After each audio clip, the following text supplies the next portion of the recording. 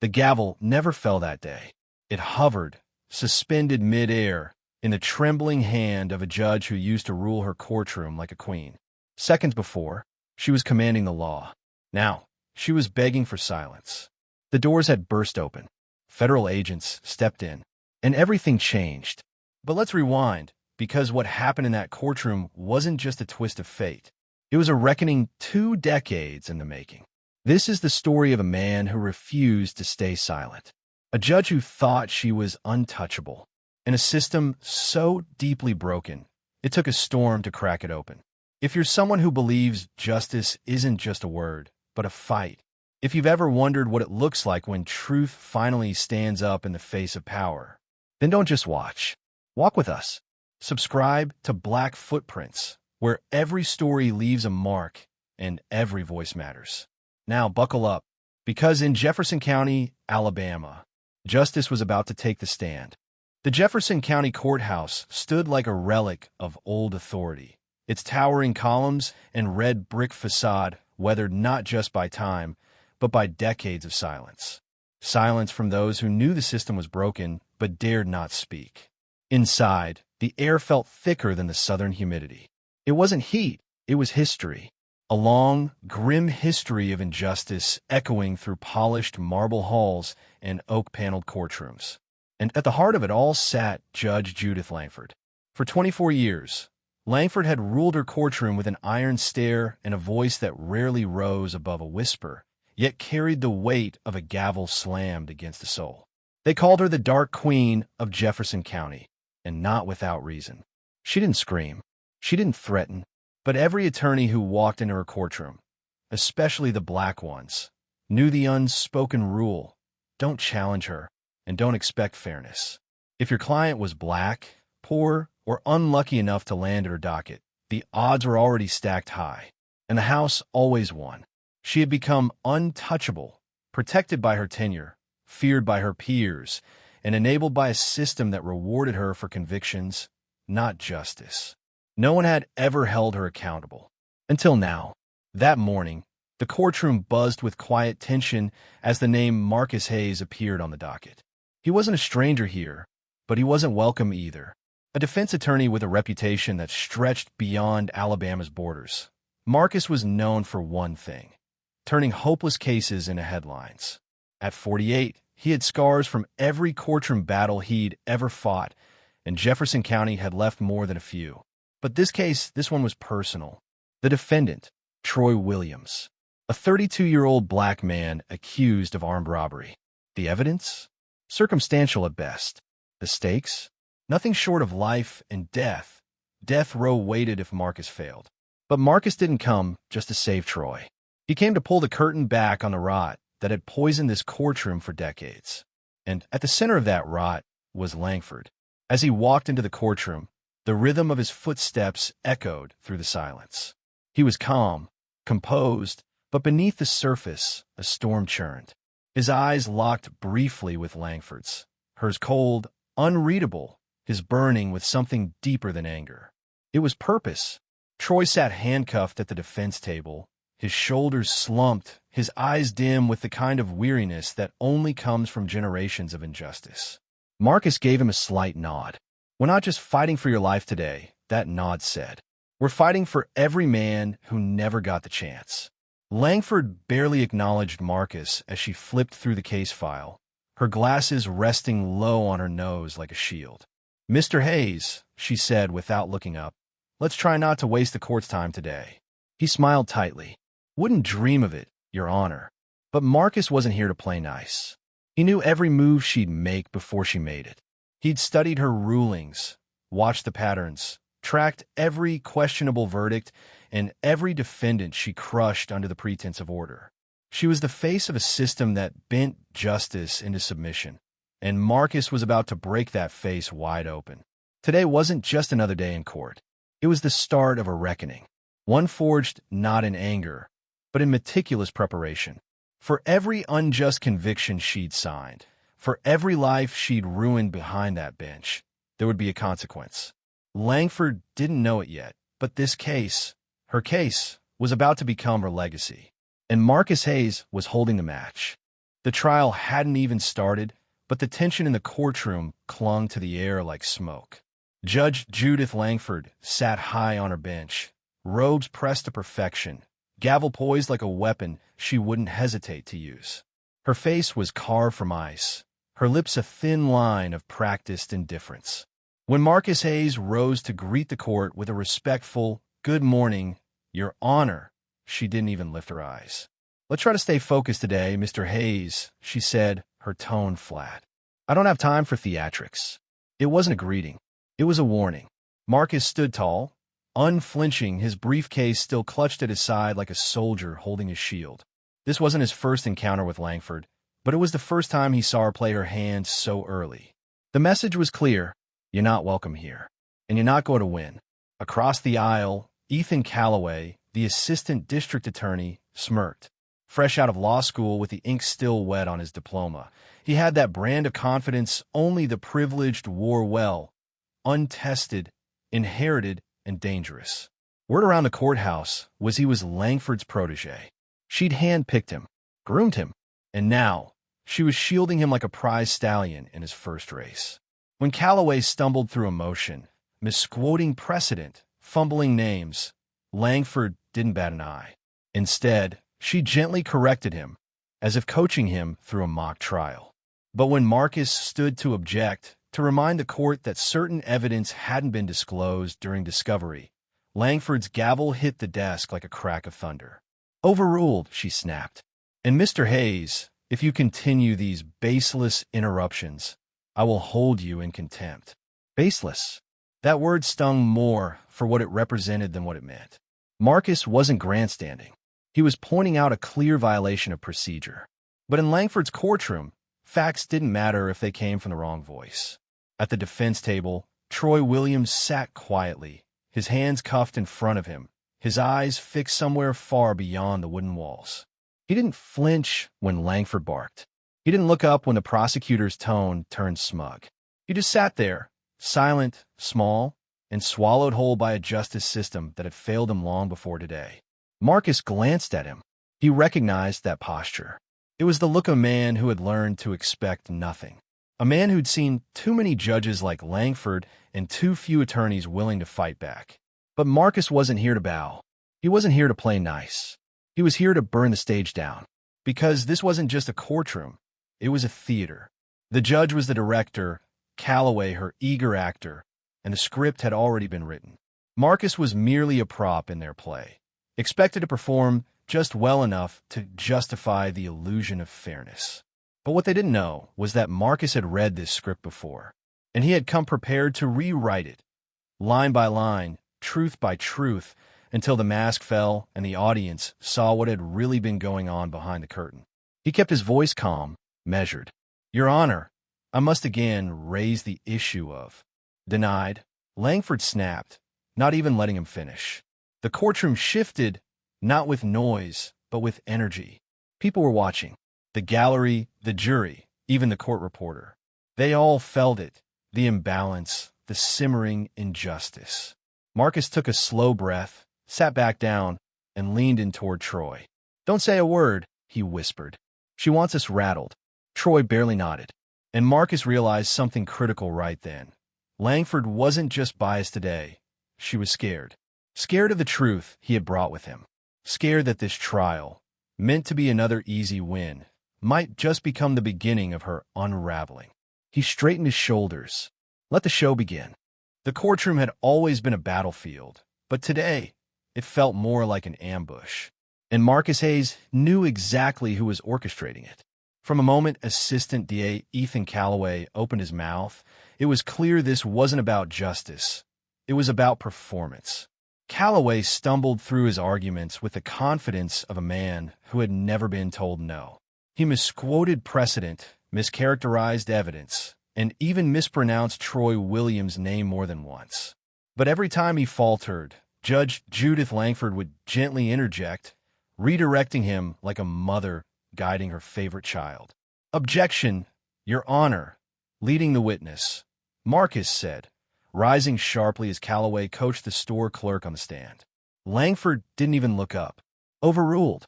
"Your Honor," Marcus tried again, The prosecution just introduced surveillance footage that was never disclosed during the discovery phase. That's a Brady violation. I move for an immediate mistrial. Now Langford did look up, but not at the footage. At Marcus. Cold. Controlled. Cutting. Motion denied. Marcus blinked once calmly. But inside, a fire burned. Brady versus Maryland was clear. Any evidence favorable to the defense must be disclosed. Withholding it wasn't just unethical, it was illegal. Yet here, in Langford's courtroom, the law bent to her will like wind through tall grass. He sat down slowly, catching the shifting eyes of the jury. They saw it too, the imbalance, the favoritism, the blatant disregard for fairness. Some squirmed in their seats, clearly uncomfortable. But no one spoke. Not yet. What the jury didn't know, what no one in that room knew, was what had happened just 12 hours earlier.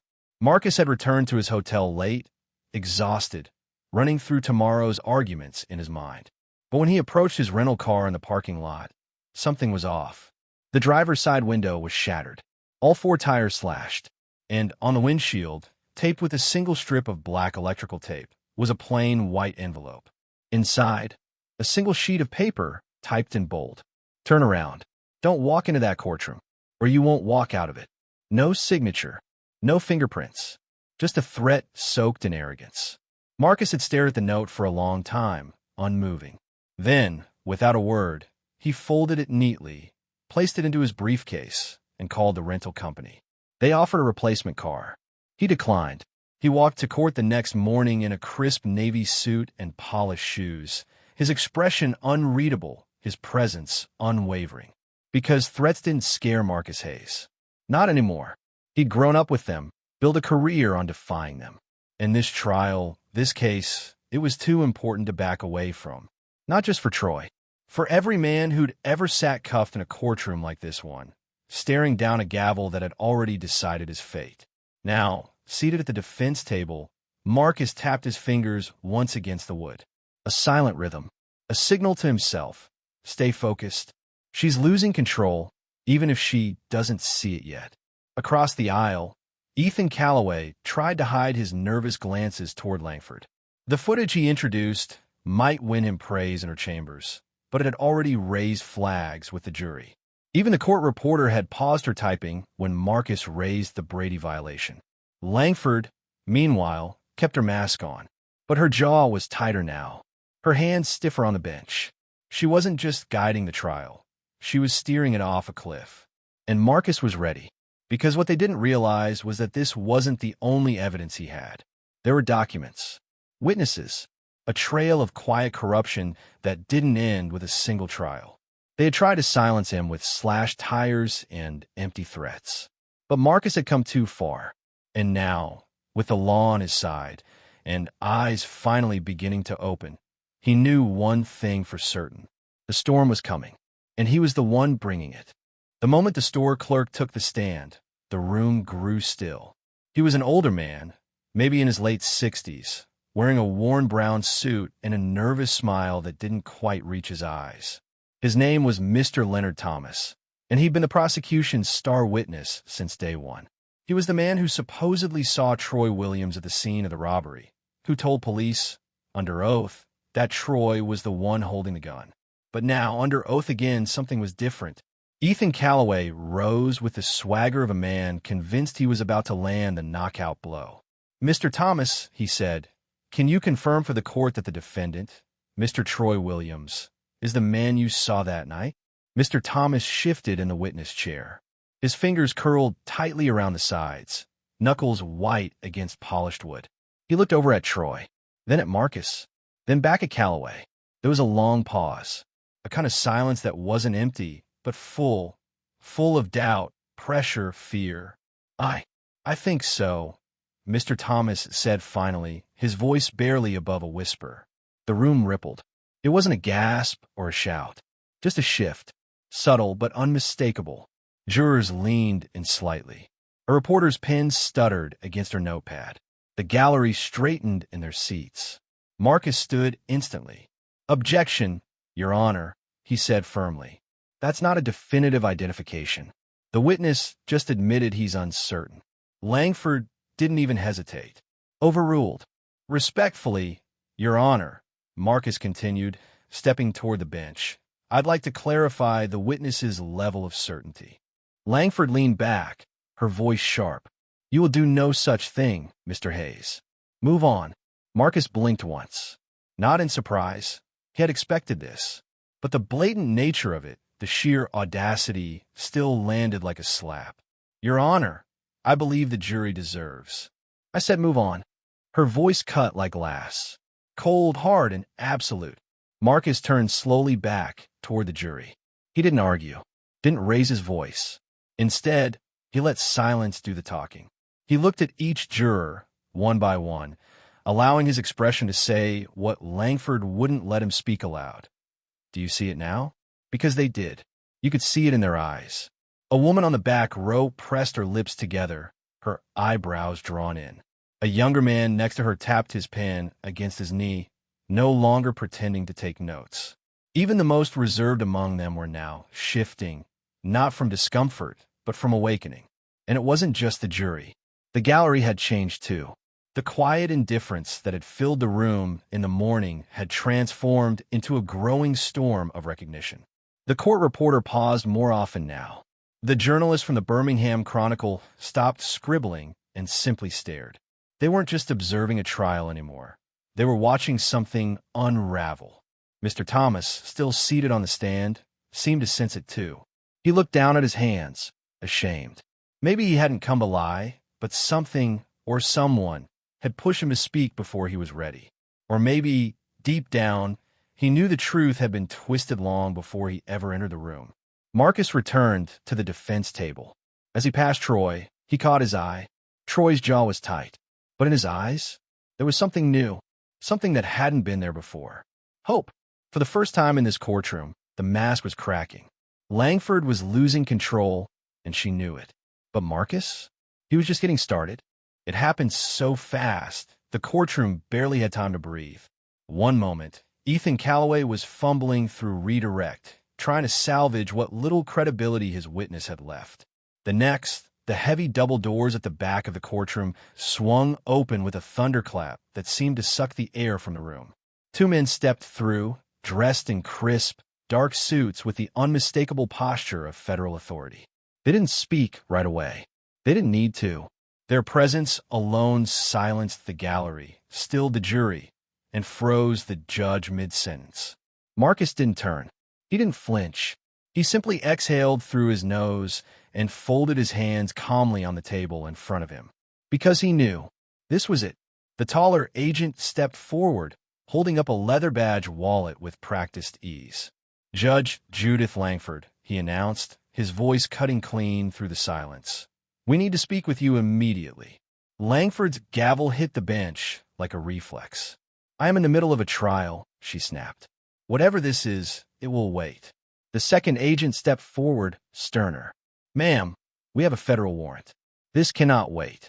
The gallery exploded, not in noise but in motion. Heads turned, eyes widened. Whispers surged like a rising tide.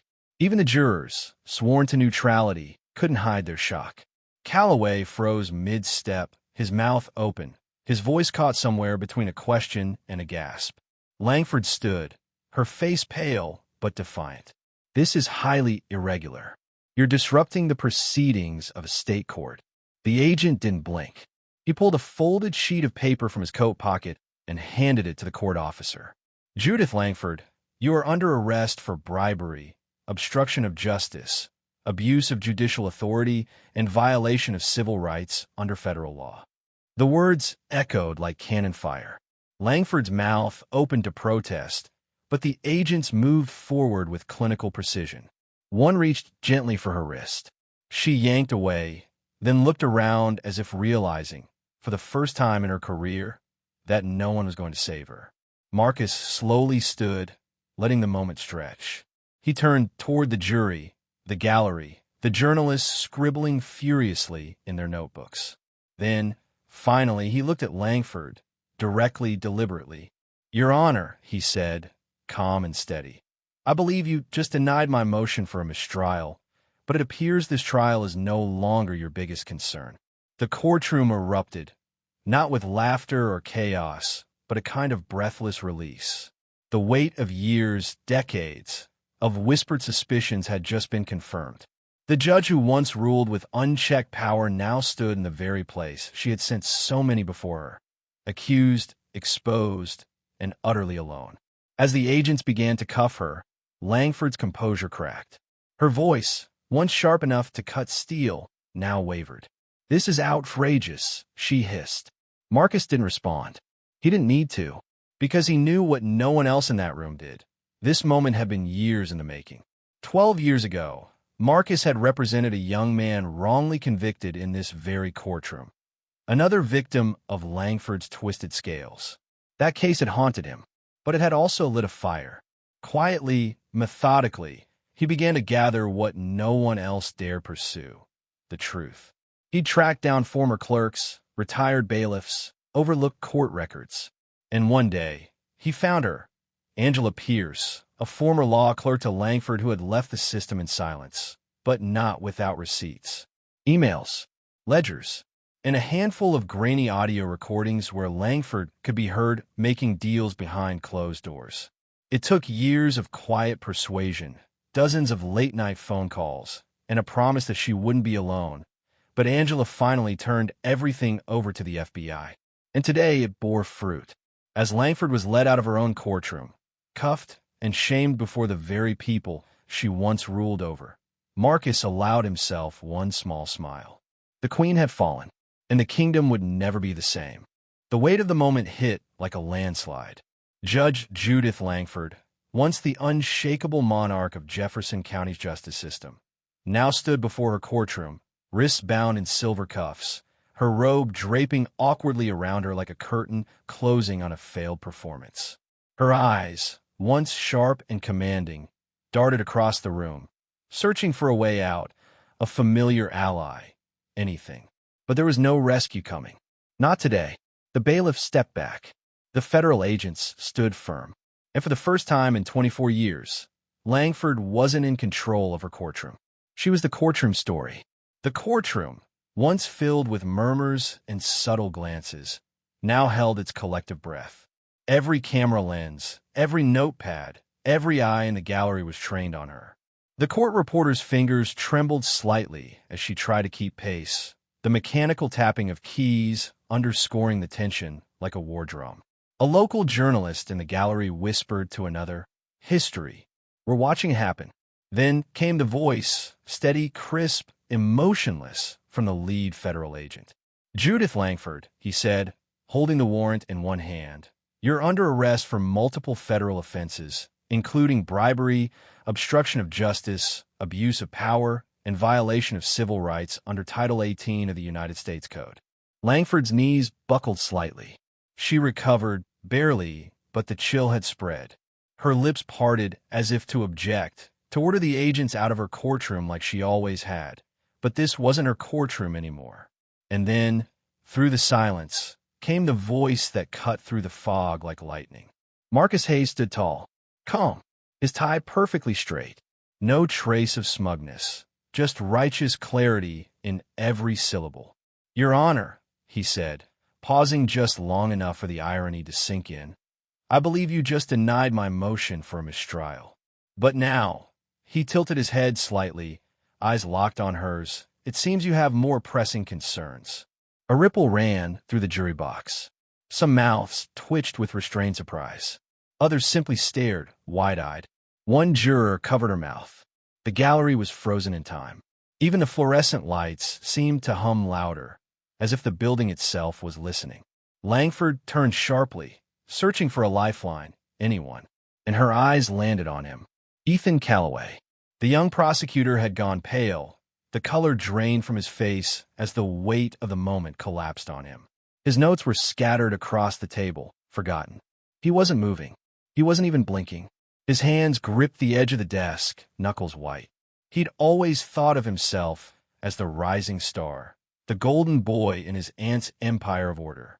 But now, staring at her in chains, the truth hit with sickening force. He hadn't just been protected. He'd been complicit. Because months ago, when he stumbled across those files in her private case archives, documents that detailed preferred outcomes, secret communications with wealthy donors, and cash deposits unaccounted for. His first instinct wasn't to report it. It was to pretend he didn't see it. But guilt had teeth, and Marcus Hayes had vision. Somehow, Marcus had known where to push. He approached Ethan not with threats, but with understanding. Quiet conversations, the kind that made a man look at his own reflection and question what kind of legacy he was building. Eventually, Ethan broke. Not loudly, not dramatically, but enough.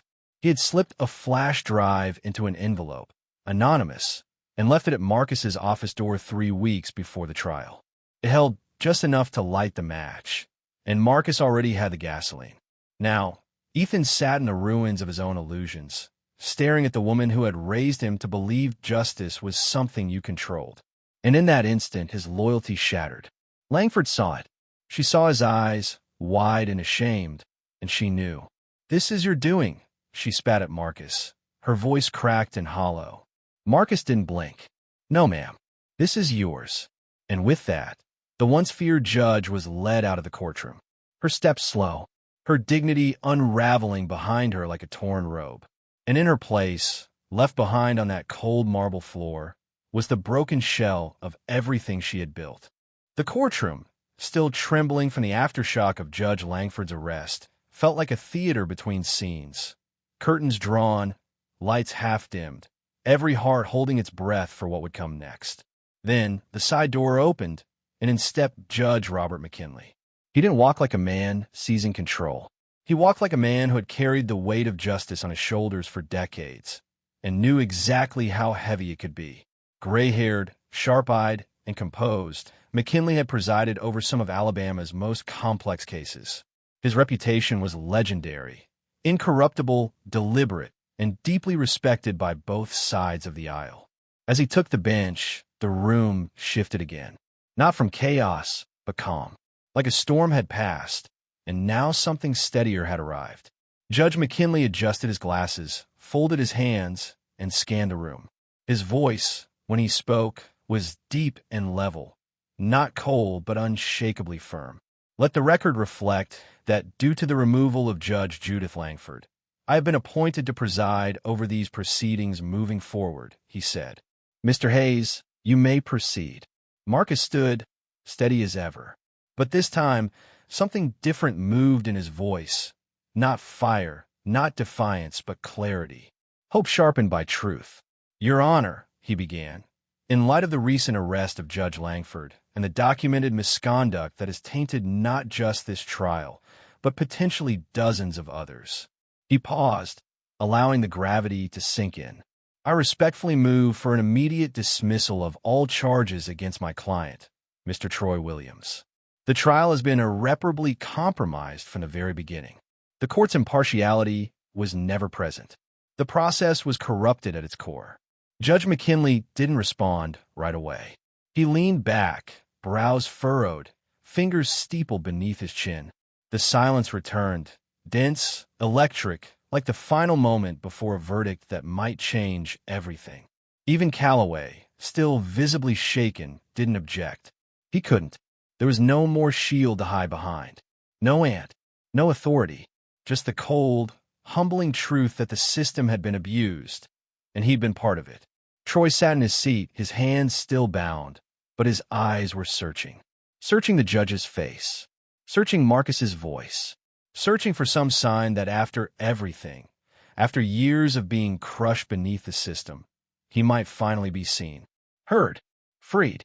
Judge McKinley looked down at him, and in that moment, something unspoken passed between them. Two black men, across generations, connected by a system that had failed them both more times than it should have. "But not today. I have reviewed the facts, the motions, and the disturbing circumstances that have come to light," McKinley said, his tone unwavering. "It is the opinion of this court that continuing these proceedings would not only be unjust, but a violation of the very principles this courtroom is meant to uphold." He turned to the bailiff. "The charges against Mr. Troy Williams," he said, pausing just enough for the world to catch up, "are hereby dismissed. Remove his restraints." For a second, no one moved. Then the bailiff stepped forward. There was a soft click, a flash of metal, and Troy's wrist fell free. He didn't move right away, just stared at his hands, as if he couldn't believe the weight was truly gone. Then his chest shook, not from sobs, but from the exhale of a man who had been holding his breath for years. A man who had prepared to die behind bars, and now stood at the edge of freedom. The courtroom erupted, not in noise, but in feeling. A gasp, a release, a ripple of something deeper than applause, vindication. In the gallery, people stood. The reporter's hands trembled as she typed. One juror wiped a tear. Even Calloway, from his corner, lowered his head, not in defeat, but in silent recognition of what justice finally looked like. Marcus stepped forward, placed a steady hand on Troy's shoulder, and leaned in. "You're free," he whispered. "It's over." But they both knew it wasn't just about this one man. It was about every man who never got his day. And today, the system finally blinked. Outside, the air felt different, lighter, freer, like the sky itself had exhaled. But inside the Jefferson County Courthouse, the echoes of what had just happened still lingered in every marble tile, every paneled wall, every stunned stare. Troy Williams stood in the hallway, just outside the courtroom, no longer in cuffs, no longer labeled a criminal. His hands trembled, but not from fear, from disbelief, from something he hadn't dared to feel in years: relief. He turned to Marcus, eyes glassy, voice cracking. "Man," he said, barely above a whisper, "I don't even know what to say." Marcus didn't smile, didn't break his calm. He just placed a steady hand on Troy's shoulder, grounding him with quiet strength. "You don't need to say anything," he said. "Today, justice spoke for you." Troy nodded slowly, as if trying to catch up to the moment, trying to believe that this wasn't some kind of cruel mirage, that he could, in fact, walk out that door not as a number in a system, but as a free man. They turned, side by side, and walked toward the courthouse exit, two men who had stared down a machine built to crush them and walked away standing tall. The same doors that had once swallowed Troy like a cage now opened like a promise. But just before they stepped out into the sun, Marcus stopped. His eyes drifted back toward the courtroom they had just left behind. Empty now, silent. But the bench, Langford's throne, still stood at the front of the room. Vacant, yet looming. A reminder. He stared at it for a long moment. That old wooden seat had condemned so many, often without remorse, without fairness, without truth. For years, it had been wielded like a weapon, dressed in the language of law but soaked in corruption. Now it stood abandoned. But Marcus knew better than to think it was over. He turned slightly, speaking not just to Troy, but to the air, to the building, to the very idea of justice itself. "This isn't the end," he said quietly. "It's just the beginning. There are more like her out there." His voice trailed off, not from uncertainty, but from certainty that ran deeper than words. "And I'm not done yet." Troy didn't speak. He didn't have to. He understood. This victory, the dismissal, the arrest, the fall of a titan, was not the finish line. It was a warning shot, a signal flare, proof that the system could be challenged, that truth could win, but only if people were willing to fight for it. The two men stepped out into the morning light. Behind them, the courthouse doors closed, not just on a case, but on an era. Somewhere inside, reporters scrambled to file stories. Court officers murmured about what had just unfolded. The bench remained empty. And Marcus Hayes? He walked on, because he knew there were other courtrooms, other Langfords, other Troys, and justice, though it had spoken that day, still had much more to say,